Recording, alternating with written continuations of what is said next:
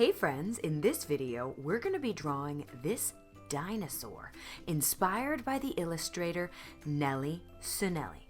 You will need a pencil, a black marker or Sharpie, and your favorite thing to color with. Let's get started. We're going to begin with the shape of the head. Now that's going to be in our upper left-hand corner of our paper. And the head shape is going to be an oval. I like using my eraser tracer trick just to get a little familiar with my ovalish head first, and then I'll trace it with my pencil. I'm not going to make a whole oval, I'm going to make part of an oval. Let's try it out.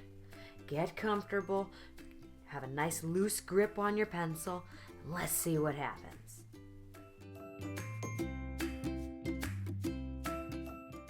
And there you have it. Notice the top is a little longer than the bottom. That's all right, because we're going to bring this whole thing down for a nice long neck.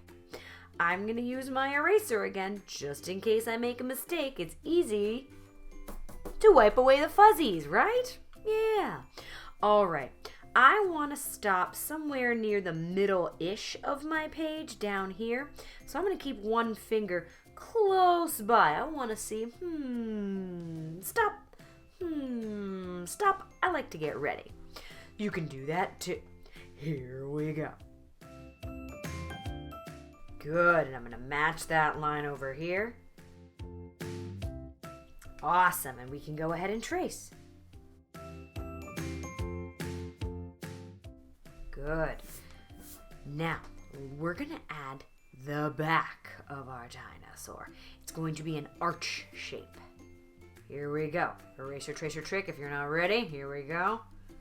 Up and down. Trace. Cool beans. We're almost there. Not too bad, right? How about we add a little tail? It's going to look like a little sideways triangle. Good, good. Now we are almost ready to do the legs, but instead of starting back here, I'm going to go back to the front of this neck. And what I'm going to do is bring my line down and add some legs. This part can be a little tricky, so take your time. First things first, I know that my first leg is going to be here-ish, so why don't I put a little dot here? Boop, just a little dot. Now I can bring my neckline all the way down. And if you want to stop short and make your line a little straighter to show where the leg starts, you can. Now all we're going to do is make a horizontal line, maybe about 2 fingers wide, and go up. Small horizontal line, maybe a finger width apart, and back down. Over, horizontal, up, vertical. Those are my first 2 legs. Pretty good. Now, the middle part where our front legs and our back legs connect near this belly part, that's going to be a little longer. So we're going to go, yep, pretty good. And vertical down, horizontal over. You get the idea. Now for this last leg, I'm going to do a tiny diagonal down. Vertical down, same thing, horizontal over here, and then just connect that tail. And if they don't meet, you can change your mind. My friends, there's your dinosaur. All you have to do now is add little details. Maybe you want to add some toes to your dinosaur. Maybe you want to add some designs to the tail. A vertical line here, a zigzag line there. It's up to you. You don't have to follow along with me. You can make up your own design for your dinosaur. I think I want to give mine those little spikes too. Do you want to add spikes to yours? You can. If you don't want to, don't. If you want to add a unicorn horn to your dinosaur and make a unicorn dinosaur, I say go for it. Here we go. I'm going to add little spikes in the shape of triangles.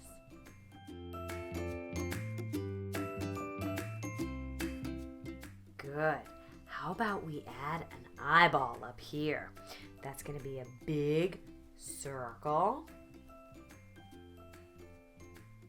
with another smaller circle for the pupil, and one more half little curve for the iris of the eye. You don't have to color this part in, but if you want to, just so you remember, because you're going to color this in with your Sharpie in a moment. And then, why not add a little smile to your dinosaur?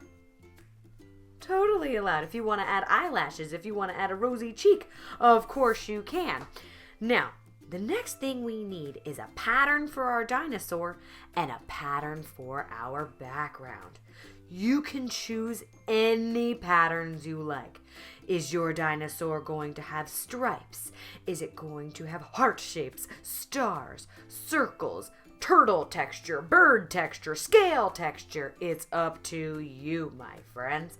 I think I'm going to stick with the circular texture. That's drawing me in, so that's what I'm going to choose. See you when I'm finished.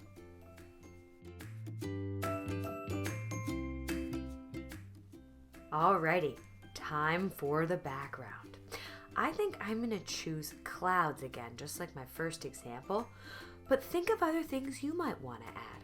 Do you want to add a bunch of rainbows, stars, more circles, triangles? Do you want to add stripes, leaves, lobsters? It could be anything you want.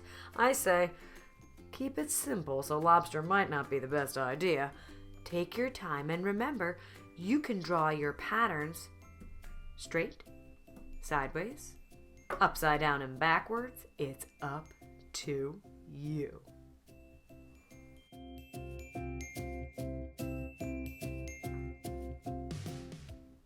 Now that I'm finished with my background, it's time to Sharpie everything.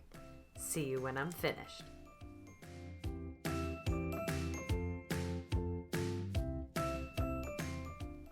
And there you have it. My dinosaur is all ready to be colored in.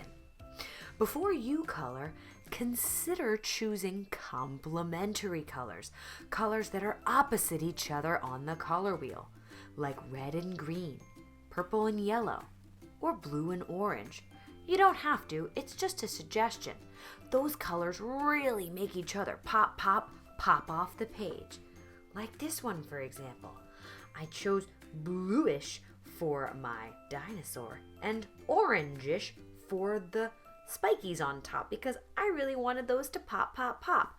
My background is a little neutral, and you might notice the spikes don't really stand out that much when I colored them in like this because my brown had a bit of an orangey reddish tone to it. So maybe next time I could have chosen a different background. Maybe green, maybe purple, maybe a soft pink. Make sure your colors aren't blending all together, so what needs to pop can stand out and pop. Happy creating, my friends.